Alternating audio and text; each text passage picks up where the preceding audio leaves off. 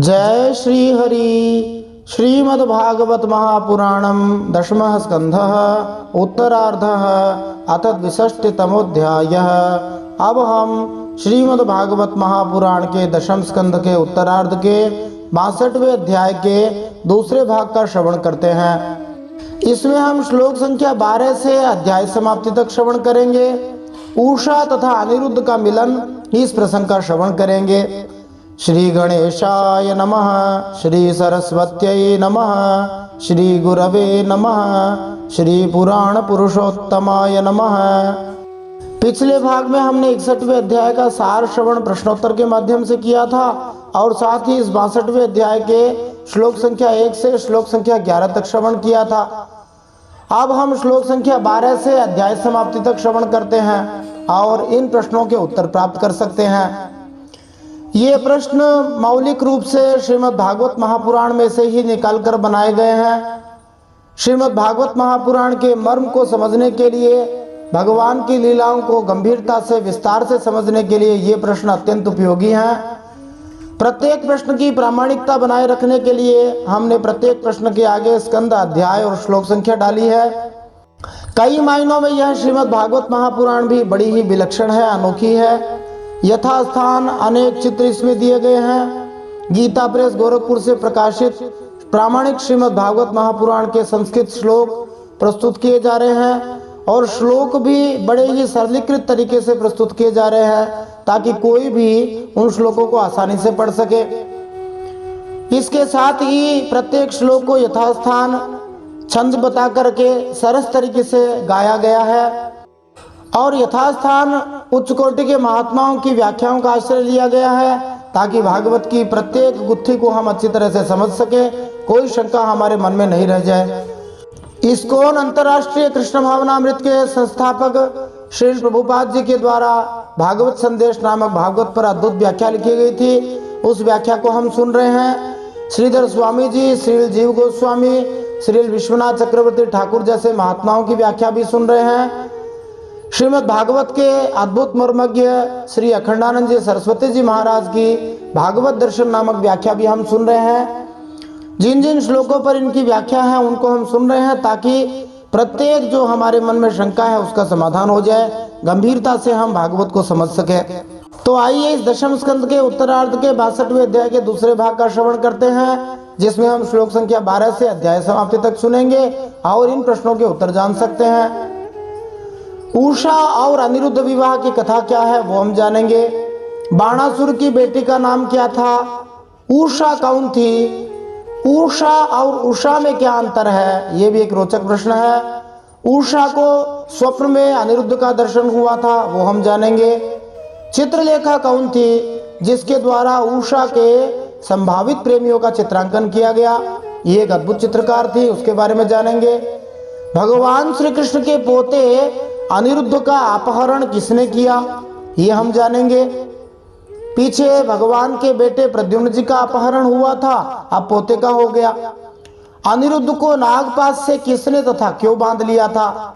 आइए इन सब प्रश्नों के उत्तर जानने के लिए आज इस दशम स्कंद के उत्तरार्ध के 62वें अध्याय के दूसरे भाग का श्रवण करते हैं। तो जब बाणासुर भगवान शंकर के सामने अभिमान प्रदर्शित करने लगा और भगवान शंकर ने उसको कहा कि तुम्हारी ध्वजा जब टूटकर गिर जाएगी तब समझ लेना तुम्हारे बल का नाश होने वाला है। आगे क्या हुआ आइए हम जानते हैं। अब आगे जो घटनाएं वर्णित होने वाली है उनसे भगवान शंकर के द्वारा भविष्यवाणी किया गया युद्ध होने वाला है। सुखदेव जी कहते हैं, तस्योषा नाम दोहिता स्वप्ने प्राद्युम्निना रतिम कन्या लभत कांतेन प्रागदृष्ट श्रुतेन सा। बाणासुर की एक कन्या थी, उसका नाम था उषा। यहाँ जो उषा नाम आया है उसमें दीर्घ उकार है, मानी बड़ा ऊ है, और प्रातः काल को बताने वाला जो उषा है उसमें छोटा ऊ होता है, उसमें ह्रस्व उकार होता है। जो लोग इस भेद को नहीं जानते उनसे लिखने पढ़ने में गलती हो जाती है। एक बात और है, भगवान श्री कृष्ण ने पृथ्वी, जल, अग्नि, वायु और आकाश इन सब तत्वों का शोधन किया, सबको शुद्ध किया। यथा प्रसंग ब्रह्मा जी, इंद्र, भगवान शंकर भी पराजित हुए हैं। इसका अभिप्राय यही है कि श्री कृष्ण सर्वोत्कृष्ट हैं। भगवान की सर्वोत्कृष्टता बताने के लिए ही स्थान स्थान पर इस प्रकार के प्रसंगों का वर्णन आता है। तो बाणासुर की लड़की का नाम था उषा। अभी वह कुमारी ही थी, ब्याह नहीं हुआ था। एक दिन सपने में उसने देखा कि परम सुंदर अनिरुद्ध जी के साथ मेरा समागम हो रहा है। आश्चर्य की बात तो ये थी कि उसने अनिरुद्ध जी को न तो कभी देखा था न सुना ही था। श्री विश्वनाथ चक्रवर्ती ठाकुर ने विष्णु पुराण के कुछ श्लोक उद्धृत किए हैं जो उषा के स्वप्न को बताने वाले हैं। जहाँ लिखा है, उषा बाणसुता विप्र पार्वतीम शंभुना सह क्रीडंती उपलक्ष्योच्चै स्पृहाम चक्रे तदाश्रयाम। जब बाणासुर की बेटी उषा ने भगवान शंकर और पार्वती को एक साथ क्रीड़ा करते देखा तो उषा को भी वही भाव अनुभव करने की तीव्र इच्छा हुई। उस समय हर हृदय की बात जानने वाली पार्वती माता ने उस भावुक युवती उषा से कहा, तुम इतनी विचलित मत हो, तुम्हें अपने पति के साथ रमण करने का अवसर प्राप्त होगा। यह सुनकर उषा ने मन में सोचा, किंतु कब होगा, मेरा पति कौन होगा। इसके उत्तर में पार्वती जी ने फिर कहा, वैशाख मास के शुक्ल पक्ष की द्वादशी को स्वप्न में जो मनुष्य तुम्हारे पास आएगा वही तुम्हारा पति बनेगा। ये कथा विष्णु पुराण में मिलती है। वैशाख शुक्ल द्वादश्याम। आगे सुखदेव जी कहते हैं, सा तत्र तम पश्यन्ति क्वासि कांतेति वादिनी सखीनां मध्य उत्तस्थौ विह्वला व्रीडिता भृशम। अब पार्वती जी द्वारा बताया गया वह दिन आ गया। वैशाख शुक्ल द्वादशी की रात्रि में सपने में अनिरुद्ध जी दिख गए। स्वप्न में ही उन्हें न देखकर वह बोल उठी, सपने में, प्राण प्यारे तुम कहाँ हो। और उषा की नींद टूट गई। वह अत्यंत विफलता के साथ उठ बैठी और यह देखकर कि मैं सखियों के बीच हूँ बहुत लज्जित हुई। बाणस्य मंत्री कुंभांडस चित्रलेखा च तत्सुता सख्य पृच्छत सखी मूषाम कौतूहल समन्विता। बाणासुर के मंत्री का नाम था कुंभांड। उसकी एक कन्या थी जिसका नाम था चित्रलेखा। उषा और चित्रलेखा एक दूसरे की सहेलियां थी। चित्रलेखा ने उषा से कौतूहलवश पूछा, कम त्वं मृगयसे शुभ्रूः कीदृशस्ते मनोरथः हस्तग्राहं न तेद्यापि राजपुत्र्युपलक्ष्ये। चित्रलेखा ने पूछा, हे सुंदरी राजकुमारी, मैं देखती हूँ कि अभी तक किसी ने तुम्हारा पाणी ग्रहण भी नहीं किया, तुम्हारा ब्याह नहीं हुआ है, फिर तुम किसे ढूंढ रही हो और तुम्हारे मनोरथ का क्या स्वरूप है। तब उषा ने कहा, उषो वाच दृष्टः कश्चिन्नरः स्वप्ने श्यामः कमललोचनः पीतवासा बृहद्बाहुर्योषितां हृदयंगमः। उषा ने कहा, सखी, मैंने सपने में एक बहुत ही सुंदर नवयुवक को देखा है। उसके शरीर का रंग सांवला सांवला सा है, नेत्र कमलदल के समान है, शरीर पर पीला पीला पीतांबर फहरा रहा है, भुजाएं लंबी लंबी है और वह स्त्रियों का चित्त चुराने वाला है। फिर उषा ने कहा, तमहं विगये कांतम पाययित्वाधरं मधु क्वापि यातः स्पृहयतीं क्षिप्त्वा मां वृजिनार्णवे। उषा देवी ने कहा, उसने पहले तो अपने अधरों का मधुर मधु मुझे पिलाया, परंतु मैं उसे अघाकर पी ही न पाई थी कि वह मुझे दुख के सागर में डालकर न जाने कहाँ चला गया। मैं तरसती ही रह गई। मैं अपने उस प्राण वल्लभ को ढूंढ रही हूँ। तब चित्रलेखा ने कहा, जो उसकी सखी थी, चित्रलेखो वाच व्यसनं ते प्रकर्षामि त्रिलोक्यां यदि भाव्यते तमान्यस्ये नरं यस्ते मनोहरता तमादिश। चित्रलेखा ने कहा, सखी, यदि तुम्हारा चित्तचोर त्रिलोकी में कहीं भी होगा और उसे तुम पहचान सकोगी तो मैं तुम्हारी विरह व्यथा अवश्य शांत कर दूंगी। वास्तव में चित्रलेखा योगिनी थी। वह लगी पट पर चित्र बनाने और उसने कहा, तुम अपने चित्तचोर प्राण वल्लभ को पहचान कर मुझे बतला दो, फिर वह चाहे कहीं भी होगा मैं उसे तुम्हारे पास ले आऊंगी। यह बात रुचिकर है कि चित्रलेखा नाम ऐसे स्त्री का सूचक है जो चित्र बनाने में निपुण हो। चित्रकार था उत्तम या नाना प्रकार के और लेखाकार था चित्र बनाने की कला। जैसा कि अगले श्लोक में वर्णन किया गया है, चित्रलेखा अपने नाम को सार्थक कर देती है। चित्रलेखा ने चित्र बनाए, किस किस के बनाए? इत्युक्त्वा देव गंधर्व सिद्धचारण पन्नगान दैत्य विद्याधरान यक्षान मनुजाश्च यथा लिखत। ऐसा कहकर चित्रलेखा ने बात की बात में अनेक चित्र बना दिए। देवताओं का चित्र बनाया। उषा ने कहा नहीं। गंधर्व सिद्ध चारण इनके चित्र बनाए। उषा ने कहा नहीं। पन्नग के चित्र बनाए। दैत्य विद्याधर यक्ष और अनेक मनुष्यों के चित्र बना दिए। सबको उषा मना करती गई कि ये तो नहीं है। मनुजे सुचसा वृष्णीन शूरमानक दुंदुभिम व्यलिखद राम कृष्णौ च प्रद्युम्नम वीक्ष्य लज्जिता। मनुष्यों में चित्रलेखा ने विष्णुवंशी वसुदेव जी के पिता शूर का चित्र बनाया, स्वयं वसुदेव जी का चित्र बनाया, बलराम जी का बनाया।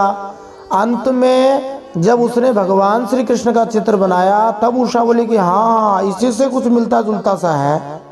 जब चित्रलेखा ने प्रद्युम्न का चित्र बनाया उसको देखकर उषा कुछ लज्जित हो गई। अब और चित्र बनाती है, वो आगे बढ़ती है इसी क्रम से। शूरसेन, फिर वसुदेव जी, बलराम जी, भगवान कृष्ण, प्रद्युम्न। अब अगला नंबर अनिरुद्ध जी का है। अनिरुद्धम विलिखितम वीक्ष्योषा वांगमुखी रिया सोसा वसाविति प्राह स्मयमाना महीपते। जब उषा ने प्रद्युम्न का चित्र देखा तो वह लज्जित इसलिए हुई क्योंकि उसने सोचा कि यह तो मेरे ससुर हैं। मनी मन पति मान चुकी थी अनिरुद्ध जी को। तब उसने अपने प्रेमी अनिरुद्ध जी का चित्र देखा। तब तो लज्जा के मारे उसका सिर पूरा ही नीचे हो गया।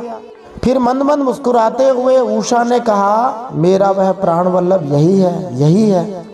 चित्रलेखा तमाज्ञाय पौत्रम कृष्णस्य योगिने ययौ विहाय सा राजन् द्वारकां कृष्णपालिताम्। चित्रलेखा योगिनी थी। वह जान गई कि ये भगवान श्री कृष्ण के पौत्र हैं। अब वह आकाश मार्ग से रात्रि में ही भगवान श्री कृष्ण के द्वारा सुरक्षित द्वारकापुरी में पहुंची। योगिनी चित्रलेखा रात्रि में वैष्णव का वेश धारण करके द्वारका पहुंची थी। जो अवैष्णव है उसको तो द्वारका में प्रवेश ही नहीं था। अच्छे वेश में बुरे लोग छिप जाते हैं। रावण साधु का वेश धारण करके आया और सीता जी को हर ले गया। आजकल तो चोर डाकू साधुओं का ही नहीं पुलिस का भी वेश धारण कर लेते हैं। इसी से कहते हैं तुलसी देखि सुबेसु भूल ही मूढ़ न चतुर नर। वेश को देखकर कभी मोहित नहीं होना चाहिए। तो वैष्णव वेश धारिणी चित्रलेखा घुसी द्वारका में और तत्र सुप्तम सुपर्यंके प्राद्युम्निम योगमास्थिता गृहीत्वा शोणितपुरम सख्यै प्रियमदर्शयत्। चित्रलेखा ने द्वारका में घुसकर देखा अनिरुद्ध जी बहुत ही सुंदर पलंग पर सो रहे थे। चित्रलेखा योग सिद्धि के प्रभाव से उन्हें उठाकर शोणितपुर ले आई जो बाणासुर की राजधानी थी और अपनी सखी उषा को उसके प्रीतम का दर्शन करा दिया। यहाँ यह वर्णन किया गया है कि चित्रलेखा ने योग शक्ति का प्रयोग किया। जैसा कि हरिवंश पुराण दूसरे ग्रंथों में वर्णन किया गया है। उसे अपनी शक्ति का प्रयोग इसलिए करना पड़ा क्योंकि जब द्वारका पहुंची तो भगवान श्री कृष्ण की नगरी में प्रवेश करने में अपने आप को अक्षम पा रही थी। उसी समय श्री नारद जी ने उसे प्रवेश करने की योग कला का उपदेश दिया। कुछ विद्वानों का यह भी कहना है कि चित्रलेखा स्वयं योग माया की अंश थी। साचतम सुंदर वरम विलोक्य मुदिता नना दुष्प्रेक्षे स्वगृहे पुंभी रेमे प्राद्युम्निना समम। अपने परम सुंदर प्राणवल्लभ को प्राप्त करके आनंद की अधिकता होने से उषा का मुख कमल प्रफुल्लित हो उठा। वह अनिरुद्ध जी के साथ अपने महल में विहार करने लगी। उसका अंतःपुर इतना सुरक्षित था कि उसकी ओर कोई पुरुष झांक तक नहीं सकता था। इतनी बढ़िया सिक्योरिटी। परार्घ्यवास स्रगंध धूप दीपासनादिभिः पान भोजन भक्ष्यैश्च वाक्यैः शुश्रूषयार्चितः गूढ़ कन्यापुरे शश्वत प्रवृद्ध स्नेहया तया नाहर गणांस बुबुधे उषया परितेन्द्रियः। उषा का प्रेम दिन दुना रात चौगुना बढ़ता जा रहा था। वह बहुमूल्य वस्त्र, पुष्पों के हार, इत्र फुलेल, धूप दीप, आसन आदि सामग्रियों से सुमधुर पेय, दूध शरबत आदि भोज्य चबाकर खाने वाले भक्ष्य निकलने योग्य पदार्थों से तथा मनोहर वाणी एवं सेवा शुश्रूषा से अनिरुद्ध जी का बड़ा सत्कार करती। उषा ने अपने प्रेम से अनिरुद्ध जी के मन को अपने वश में कर लिया। अनिरुद्ध जी उस कन्या के अंतःपुर में छिपे रहकर अपने आप को भूल गए। उन्हें इस बात का भी पता न चला कि मुझे यहाँ आए कितने दिन बीत गए। अनिरुद्ध का अर्थ होता है जिसे कोई रोक न सके, न निरुद्ध है, अनिरुद्ध है। लेकिन भगवान की लीला देखो कि उषा ने अनिरुद्ध को भी अपने घर में निरुद्ध करके रख लिया। अनिरुद्ध को खबर ही नहीं है। ताम तथा यदुवीरेण भुज्यमानाम हतव्रताम हेतुभिर्लक्षयान चक्रुराप्रीताम दुरवच्छदैहि भटा आवेदयान चक्रुराजस्ते दुहितुर्वयं विचेष्टितं लक्षयामः कन्यायाः कुलदूषणम्। यदु कुमार अनिरुद्ध जी के सहवास से उषा का कुंवारपन नष्ट हो गया, उसका कौमार्य भंग हो गया। शरीर पर ऐसे चिन्ह प्रकट हो गए जो स्पष्ट इस बात की सूचना दे रहे थे और जिन्हें किसी प्रकार छिपाया नहीं जा सकता था। उषा बहुत प्रसन्न भी रहने लगी थी। पहरेदारों ने समझ लिया कि इसका किसी न किसी पुरुष से संबंध अवश्य हो गया है। बाणासुर से जाकर के उन सैनिकों ने निवेदन किया, हम लोग आपकी अविवाहिता राजकुमारी का जैसा रंग ढंग देख रहे हैं वह आपके कुल पर बट्टा लगाने वाला है। विश्वनाथ चक्रवर्ती जी ने भटाह शब्द की परिभाषा स्त्री रक्षिका के रूप में दी है। जीव गोस्वामी जी की परिभाषा के अनुसार जनखा मनी हिजड़े तथा दूसरों के रूप में भी भट्ट हो सकते हैं। व्याकरण की दृष्टि से दोनों ही ठीक हैं। रक्षकों को भय था कि यदि बाणासुर को किसी दूसरे स्रोत से उषा के कार्यकलापों का पता चल जाएगा तो वह उन्हें कठोर दंड देगा। इसलिए उन्होंने स्वयं जाकर उसे जानकारी दी कि उसकी युवा स्त्री अब निर्दोष नहीं रही, कौमार्य उसका भंग हो गया है। अनपायिभिरस्माभिर्गुप्ता याश्च गृहे प्रभो कन्याया दूषणं पुंभिर दुष्प्रेक्षाया न विद्महे। बाणासुर से कहा, इसमें संदेह नहीं कि हम लोग बिना क्रम टूटे रात दिन महल का पहरा देते रहते हैं। आपकी कन्या को बाहर के मनुष्य देख भी नहीं सकते, फिर भी वह कलंकित कैसे हो गई, इसका कारण हमारी समझ में नहीं आ रहा। इस श्लोक में दुष्प्रेक्षाया माने जिसको कठिनता से देखा जाए, इसके स्थान पर दुष्प्रेक्षाया पाठ कहीं कहीं माना जाता है। उसका अर्थ होगा कि वह उषा जिसकी दुष्ट सखी माने चित्रलेखा दूत बनाकर भेजी गई है, तो हो सकता है चित्रलेखा के कारण उसका कौमार्य भंग हुआ हो। ततः प्रव्यथितो बाणो दुहितुः श्रुतदूषणः त्वरितः कन्यकागारं प्राप्तो द्राक्षेद्यदूद्वहम्। पहरेदारों से यह समाचार जानकर कि कन्या का चरित्र दूषित हो गया है, बाणासुर के हृदय में बड़ी पीड़ा हुई। वह झटपट उषा के महल में जा धमका और देखा कि अनिरुद्ध जी वहां बैठे हुए हैं। सुखदेव जी वंशज छंदों में आगे का वर्णन करते हैं। कामात्मजं तं भुवनैक सुंदरम श्यामं पिशंगांबरमंबुजेक्षणं बृहद्भुजं कुंडलकुंतलत्विषा स्मितावलोकेन च मंडिताननम्। अनिरुद्ध जी का वर्णन करते हैं सुखदेव जी। अनिरुद्ध जी स्वयं कामावतार प्रद्युम्न जी के पुत्र थे। त्रिभुवन में उनके जैसा सुंदर और कोई नहीं था। सांवरा सलोना शरीर, उस पर पीतांबर, कमल दल के समान बड़ी बड़ी कोमल आंखें, लंबी लंबी भुजाएं, कपोलों पर घुंघराली अलके, जैसे भगवान श्री कृष्ण का स्वरूप वैसा ही उनके पोते का स्वरूप। कुंडलों की झिलमिलाती हुई ज्योति, होठों पर मंद मंद मुस्कान, प्रेम भरी चितवन से मुख की शोभा अनूठी हो रही थी। दिव्यंतमक्षयी प्रियया विनृम्णया तदंग संग स्तन कुंकुम स्रजम बाभोर्दधानं मधुमल्लिकाश्रितां तस्याग्रहासीनम् अवेक्ष्य विस्मितः। अनिरुद्ध जी उस समय अपनी सब ओर से सज धज कर बैठी हुई प्रियतमा उषा के साथ पासे खेल रहे थे। ये पासा खेलना राजाओं का प्रिय खेल था। अनिरुद्ध जी के गले में बेला के बहुत सुंदर फूलों का हार था। उस हार में उषा के अंग का संपर्क होने से उसके वक्षस्थल की केसर लगी हुई थी। उन्हें उषा के सामने ही बैठा देखकर बाणासुर विस्मित और चकित हो गया। बाणासुर अनिरुद्ध की निर्भीकता पर चकित था। यह राजकुमार अनिरुद्ध उस तरुणी के कक्ष में शांतिपूर्वक बैठा हुआ था। ब्याह अभी तक हुआ नहीं था। बाणासुर की कुमारी कन्या के साथ खेल रहा था। दृढ़ वैदिक संस्कृति के परिप्रेक्ष्य में ऐसी घटना अनसुनी थी। सतम प्रविष्टम वृतमातताइभिर्भटैरनेकैरवलोक्य माधवः उद्यम्य मौर्वं परिघं व्यवस्थितो यथान्तको दंडधरो जिघांसया। जब अनिरुद्ध जी ने देखा कि बाणासुर बहुत से आक्रमणकारी शस्त्रास्त्र से सुसज्जित वीर सैनिकों के साथ महल में घुस आया है, तब वे उन्हें धराशायी कर देने के लिए लोहे का एक भयंकर परिघ लेकर डट गए। उनकी गदा सामान्य लोहे की नहीं अपितु विशेष प्रकार के लोहे मुरु की बनी हुई थी। मौरवी नाम दिया है इसका। ऐसे डट गए मानो स्वयं कालदंड लेकर मृत्यु यम खड़ा हो गया हो। जिगृक्षया तान परितः प्रसर्पतः शुनो यथा सुकरयूथ पोहनात् ते हन्यमाना भवनाद् विनिर्गता निर्भिन्न मूर्धोरुभुजः प्रदुद्रुवुः। बाणासुर के साथ आए हुए सैनिक अनिरुद्ध जी को पकड़ने के लिए ज्यों-ज्यों उनकी ओर झपटते त्यों-त्यों वे उन्हें मार मार कर गिराते जाते, ठीक वैसे ही जैसे सुअरों के दल का नायक कुत्तों को मार डाले। यहाँ सुअर से मतलब जंगली सुअर है, ये विष्ठा खाने वाले सुअर नहीं। उनके दांत बड़े बड़े होते हैं, जैसा भगवान श्री विष्णु ने वराह रूप धारण किया था, वे कुत्तों को मार सकते हैं। अनिरुद्ध जी की चोट से उन सैनिकों के सिर, किसी के भुजा, किसी के जंघा आदि अंग टूट फूट गए और महलों से निकलकर भाग गए। अब सुखदेव जी अंतिम श्लोक बताते हुए अध्याय का समापन करते हैं। सस्पेंस में समाप्त करेंगे।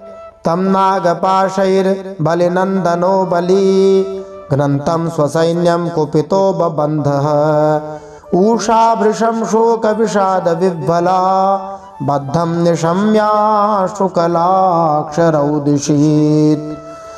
जब बलि बाणासुर ने देखा कि यह तो मेरी सारी सेना का संहार कर रहा है, तब वह क्रोध से तिलमिला उठा और उसने नागपाश से अनिरुद्ध जी को बांध लिया। उषा ने जब सुना कि उसके प्रियतम अनिरुद्ध को बांध लिया गया है, तब वह अत्यंत शोक और विषाद से विवल हो गई।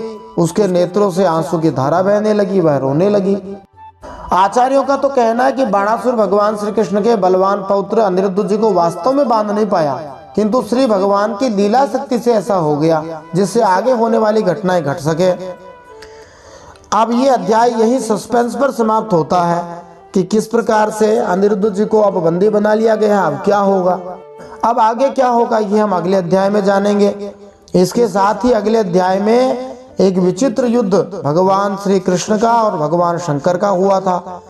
कौन जीता कौन हारा, अगले अध्याय में जानेंगे। बोलिए श्रीमद् भागवत महापुराण की जय। परम सत्य श्री हरि की जय। अनिरुद्ध महाराज की जय। इति श्रीमद् भागवते महापुराणे पारमहंस्यां संहितायां दशमस्कन्धे उत्तरार्धे अनिरुद्ध बंधो नाम 62तमोऽध्यायः। श्रीमन्नारायणार्पणमस्तु।